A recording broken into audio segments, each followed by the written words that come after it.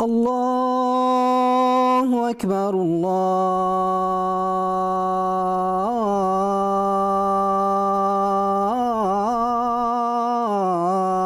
أكبر. A building becomes a mosque when you give it the dignity and respect that a place of worship needs.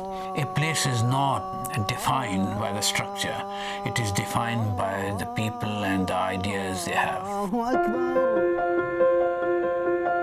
If you see this mosque from outside, it doesn't really look any different than any other building on the street. It's just bigger. It's obviously a hall of some sort. The Muslim community had actually purchased it in 1989 and converted it into a mosque. But prior to that, it was a church hall that was used by St. Tylo's Church. It was also a scout hall. But when we refurbished it, it of course multiplied the space significantly, which meant that we could have different uses for different parts of the building, like this room, which is a library. It took about 3 years, I think, to renovate the whole thing. And that was done just with donations from the community. Externally, not much has been done to the building, but internally, there are some features that we have put in that are sort of, you would find them in any mosque around the world. أشهد أن لا. In the main prayer hall, we have a mimbar, which is where the imam, the leader of the prayer, will stand to deliver the sermon on a Friday. Then there's also the prayer niche, and this is also used to indicate the qibla, which is the direction of prayer. It's just literally a little niche, and in front of it is what looks like a doorway, but it's actually an arrow pointing the direction. Muslims, wherever we are, we face the direction of Mecca when we pray. And so this is something that unifies us all over the world. So in this mosque, when you walk in and you walk into the main prayer hall, you can immediately see where the prayer niche is, and you know that that's the direction that you need to pray. This building happens to be, just by chance, orientated towards Mecca directly. So the stripes are parallel with the walls of the building, but in other buildings you might find them diagonal. We have a place to put shoes away so that we do not walk with shoes within the mosque. We have a place for ritual washing, ablution. And then, of course, we have something which indicates the timings of the prayers. So we have clocks up in both of the main prayer halls that indicate the beginning times for each of the 5 daily prayers. And it also indicates the beginning time for the Friday sermon. So there's actually 6 clocks all together as a set underneath a clock that's showing the actual time. The name Dar Ul-Isra, it translates as the house. Dar is house, and Al-Isra is the night journey. And a miraculous event that happened in the life of the Prophet Muhammad, peace and blessings be upon him. It means that we aspire for excellence, that we aspire to reach the highest heights of good behavior and good conduct. I think it was one of the first mosques that opened me to Islam. I wasn't very religious a couple of years ago. Thinking back 10, 15 years, I was a Muslim in name, really, but I didn't really practice my faith. And this was my first attendance to this mosque when I started realizing that it was this really nice place where everybody was welcome and nobody was judged. And that sort of grew me more into my faith. I became Muslim 10 years ago. And I was born and brought up in Cardiff, so I guess ever since 10 years ago I've been coming to this mosque. I try and come every Friday for the Friday prayers, the joint congregational prayers. But then, if I'm around Cardiff and I'm maybe in town or something, I need to pray, I might pop in here just to come and pray and then go carry on with my day. I would say in Cardiff, and in this mosque in particular, the first language of the vast majority of the worshippers is English.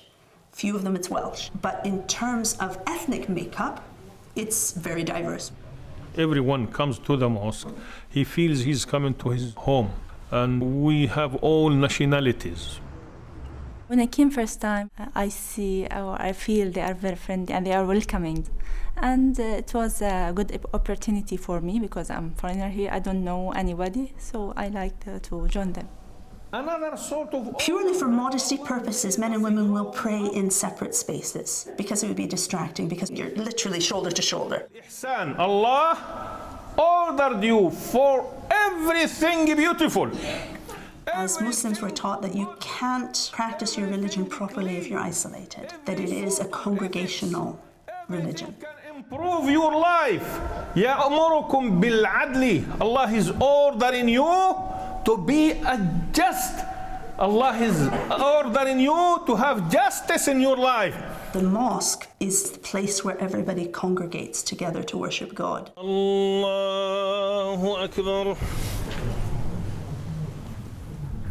So it's really an intrinsic part of the practice of the faith.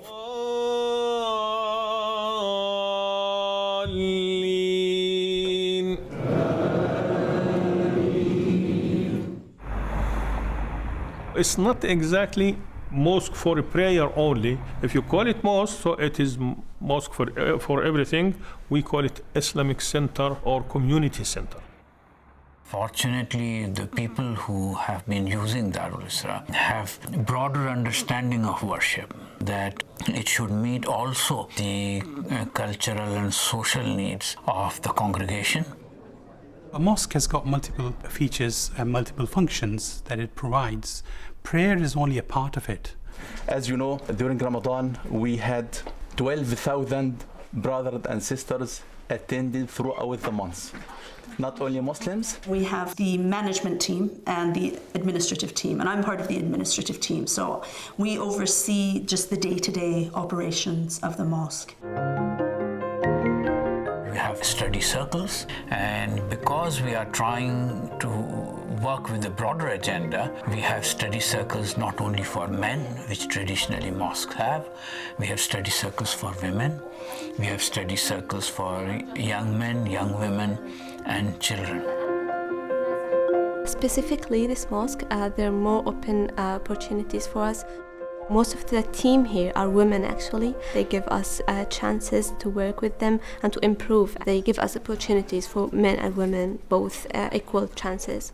If you have got a broader community function, then you cannot do it only through old men. You have to include children, you have to include boys and girls, and you have to include women. So that was probably on the third session we figured that out. As a woman who's converted to Islam, I feel that Islam empowers me incredibly. As a woman who is Muslim who participates in this particular mosque, I feel that this mosque really understands well how Islam empowers women, and it works within that.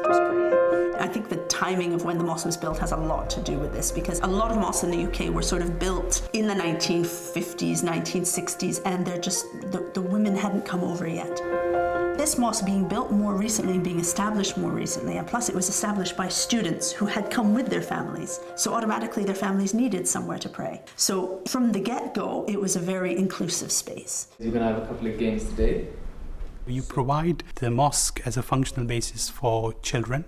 You've provided for teenagers, you've provided for the elderly and for the adults. And every age group has got different interests. If you touch it, then you leave it. We run tuition classes for secondary school children, physics, maths, biology, English. We teach Arabic, so we run classes for children, for adults, whoever wants to learn. And then we also have Quran classes for children and adults to learn how to read the Quran properly. It might be an adopted building, but then you have to remember there's a lot of things that can be done in this mosque. I've attended weddings in this mosque, and I've attended funerals in this mosque. So it is an all-purpose built building which accommodates to the need of everybody in the community. The other day, a white man with a lot of tattoos, he was inside and going upstairs and downstairs. Then I came. Any help? He said, yes, I'm looking for somebody to take my donation. I want to help this place, And he's not a Muslim. We have multi-faith events which taking place regularly every quarter, every 3 months. We usually host 150 to 170 from different religion background. We have a speech given by Muslim and Jewish and Christian as well.